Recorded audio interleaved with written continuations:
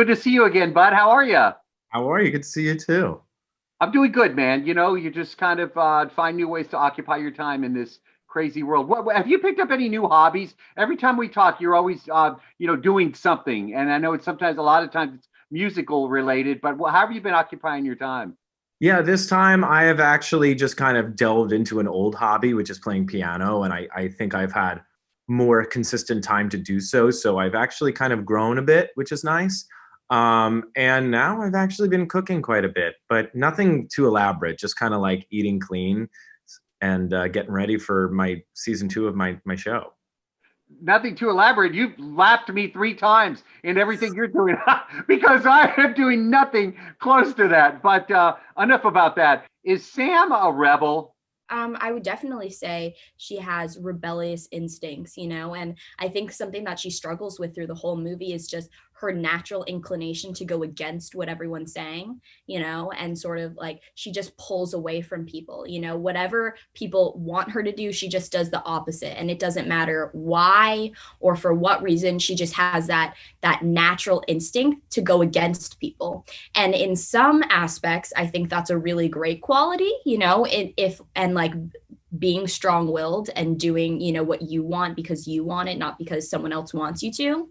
But it definitely also hinders her in a lot of senses because sometimes, she could have a lot of really great things if she would just accept what people were giving to her and listen to people. And if you're going to go against people, do it for the right reasons, rather than just purely because you don't want to do what anyone's telling you to do. So yeah, I would definitely say she is very much a rebel at heart. Isabella, what was the biggest thrill for you to be a part of this?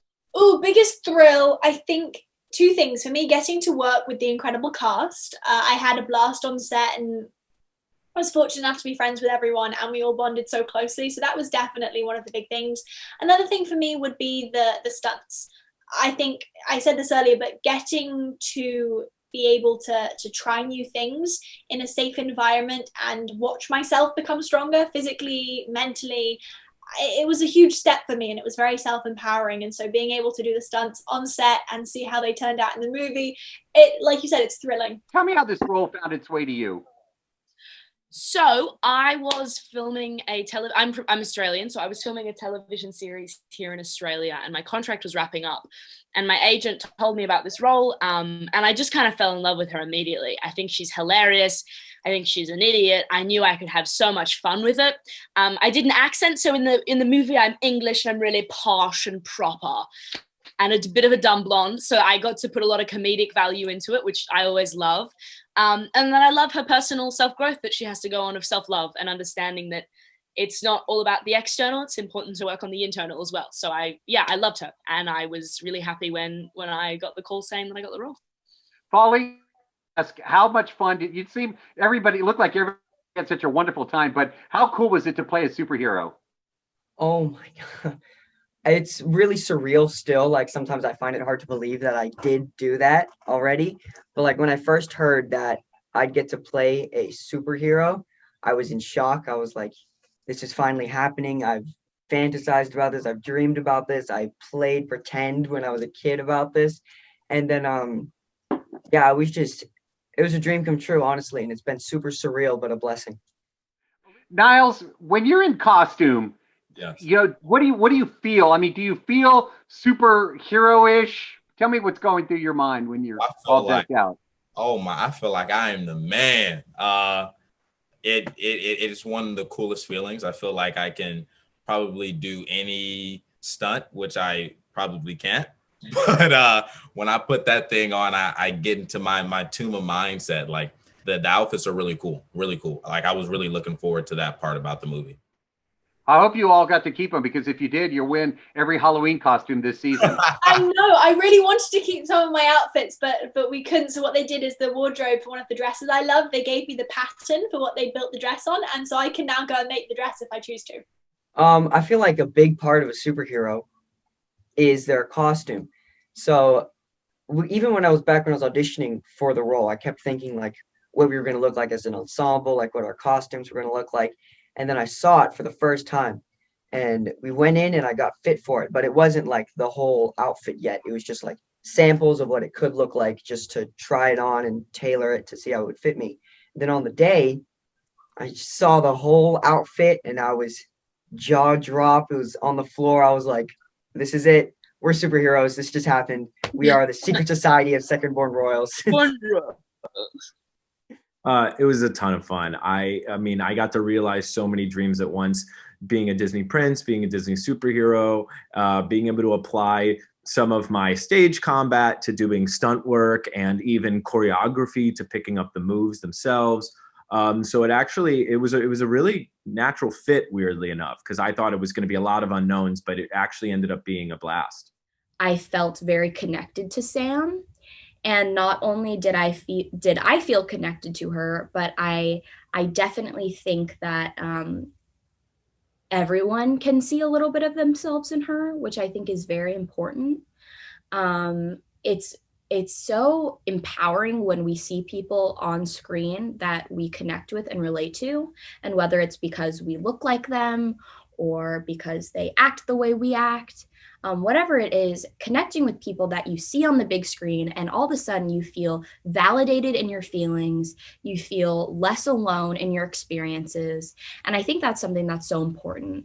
And when I read Secret Society, I immediately felt that with Sam, and I immediately saw how audiences will hopefully feel that with Sam. And so that was definitely something that was very important to me, and that drew me to playing Sam and what made playing her so special to me.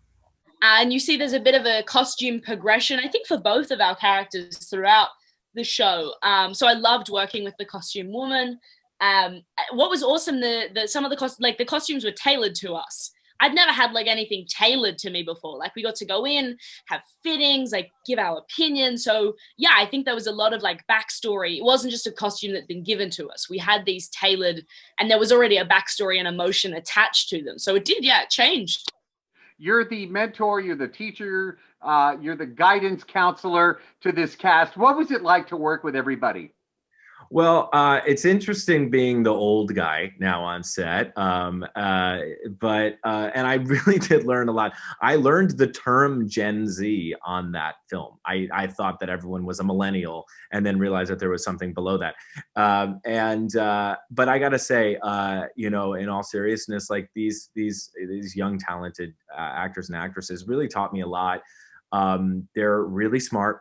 They really stay involved on social issues. It's really a lovely thing to see that generation, because they are our future in many ways. And these kids are obviously working at a very high level. Isabella, give me one word to describe this experience of working on this film. Self-empowering. Just like I said about the stunts, being able to see myself do that and work on set and I think as well just kind of goes as like an adult thing. This was the first big thing I'd done since I took this magical test that made me work like an adult. So my hours were slightly different, and being on set was just, I wasn't with a set teacher. And so I was able to show myself that I can kind of do anything. And when I set my mind to it, I have that ability. So self-empowering definitely is my word. Sum up this experience in one word. Ooh, a roller coaster. Olivia, if you could have one superpower in real life, what would it be? We were talking about this. I think it'd probably be teleportation or flight. I feel like that's super practical, but I feel like current climate, it'd be cool if I could like fix coronavirus. So those are the two that I've got at the moment, either teleportation or just like curing the pandemic. Yeah, I think if I could have one superpower, it would be to fly. I mean, there are so many great options, but I feel like especially right now when we shouldn't be in airports or anything, like the ability to fly would be so nice. You just get to go wherever you want, whenever you want. And also like just the experience of flying, I feel like would be very freeing and unique. I want to say Tuma's superpower, but I feel like that's an easy answer.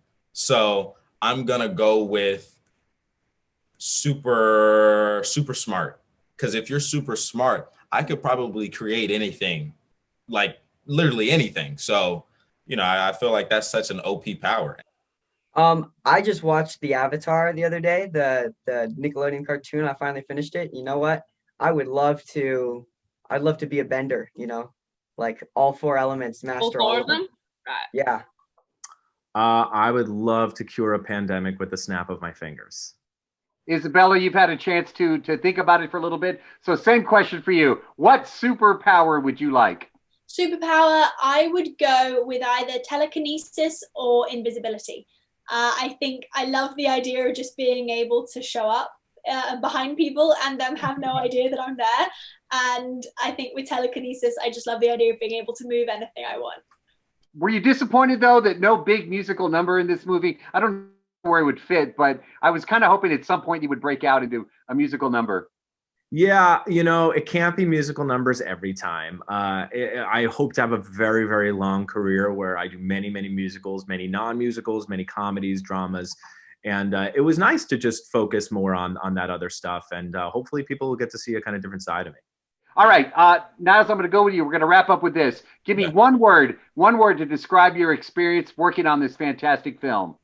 I say it was a journey because I had to get in shape for the role. This was my last, I turned 18 when I was working on set. No, after I left set. So this was like the last time my mom was going to be, where they pay for her to travel with me. I finished up high school and was entering college. So for me, it was like a journey. I felt like I experienced a lot. I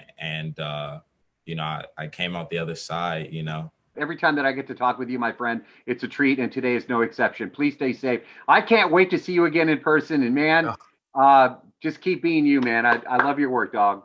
Thank you. Good to see you.